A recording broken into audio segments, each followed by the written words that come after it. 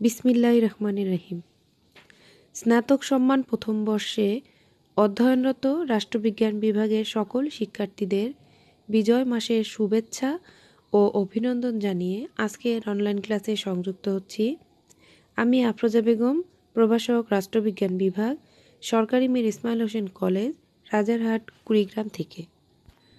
প্রিয় শিক্ষার্থীবৃন্দ, তোমরা জানো করোনা পরিস্থিতির কারণে সরকারি মীর ইসমাইল হোসেন কলেজের সুদক্ষ অধ্যক্ষ স্যারের তত্ত্বাবধানে দীর্ঘদিন ধরেই অনলাইন ক্লাস কার্যক্রম পরিচালিত হয়ে আসছে।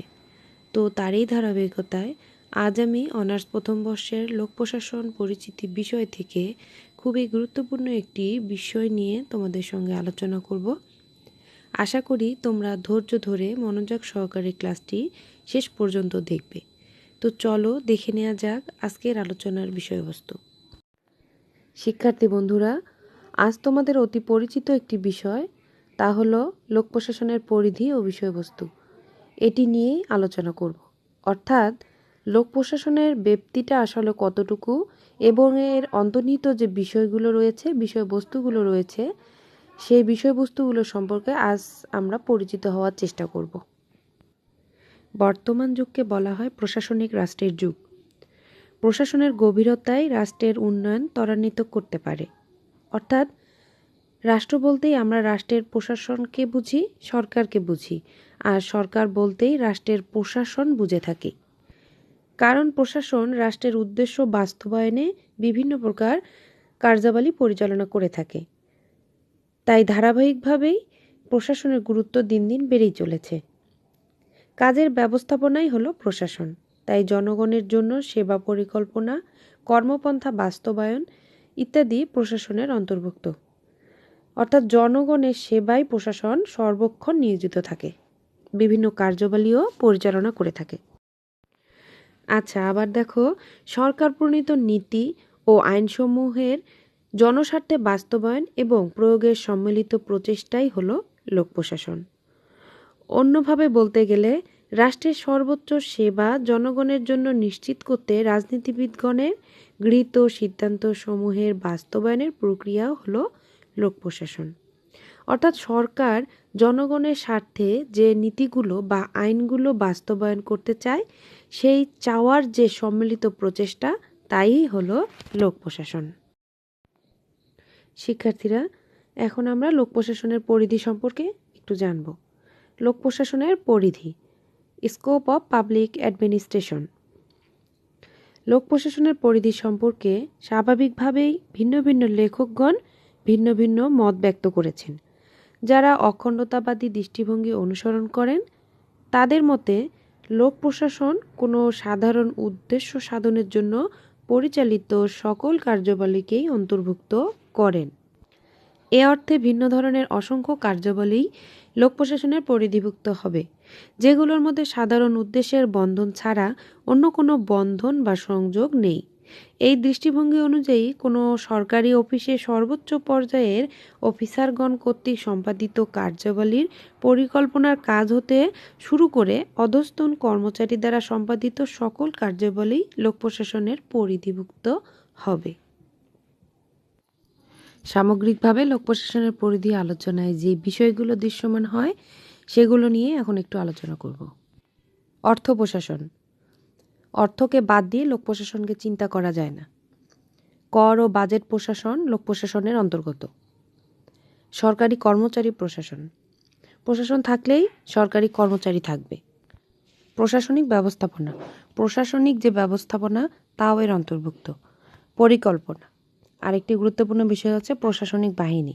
লোক প্রশাসনের পরিধি আলোচনায় বিষয়বস্তু হিসেবে এটি স্থান পেয়েছে। শিক্ষার্থীরা, এতক্ষণ আমরা লোক প্রশাসনের পরিধি সম্পর্কে জেনেছি। এখন জানব লোক প্রশাসনের বিষয়বস্তু সম্পর্কে। লোক প্রশাসনের বিষয়বস্তু আলোচনায় প্রথমে যে বিষয়টি আসছে, সেটি হচ্ছে সাংগঠনিক আলোচনা। অর্থাৎ সরকারের যে সাংগঠনিক প্রতিষ্ঠানগুলো রয়েছে, তার প্রকৃতি, কার্যতালিকা ইত্যাদি কেমন হবে, তা নিয়ে লোক প্রশাসন আলোচনা করে।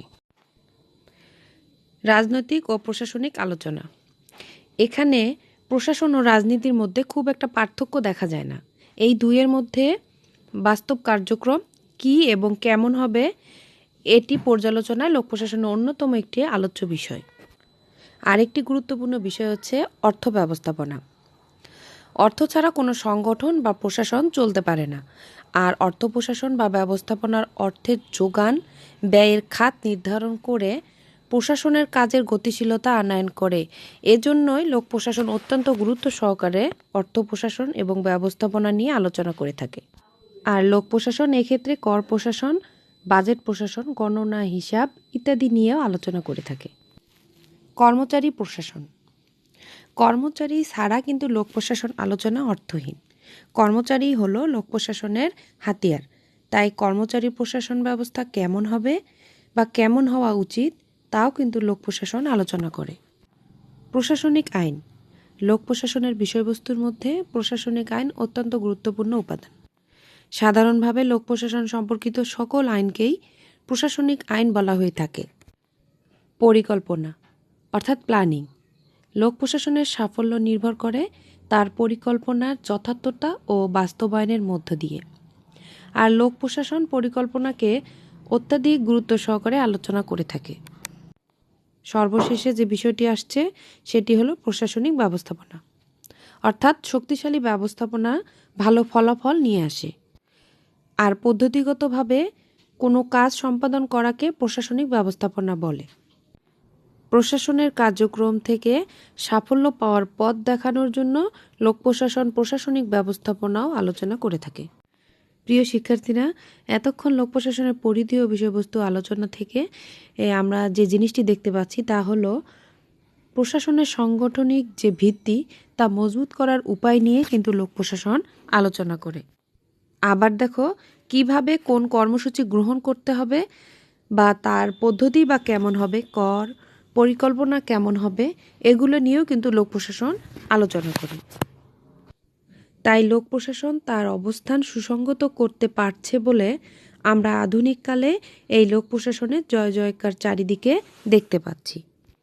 তো শিক্ষার্থীরা, এতক্ষণ ধরে তোমরা যারা ধৈর্য সহকারে মনোযোগ দিয়ে আমার ক্লাসটি শেষ পর্যন্ত দেখেছো তাদেরকে আন্তরিকভাবে ধন্যবাদ জানাচ্ছি। আর তোমাদের সকলে সুস্বাস্থ্য কামনা করে পরবর্তীতে এমন কোনো গুরুত্বপূর্ণ টপিকস নিয়ে তোমাদের সামনে হাজির হওয়ার প্রত্যাশা ও প্রত্যয় ব্যক্ত করে আজকের মতো এখানেই বিদায় নিচ্ছি। আল্লাহ হাফেজ।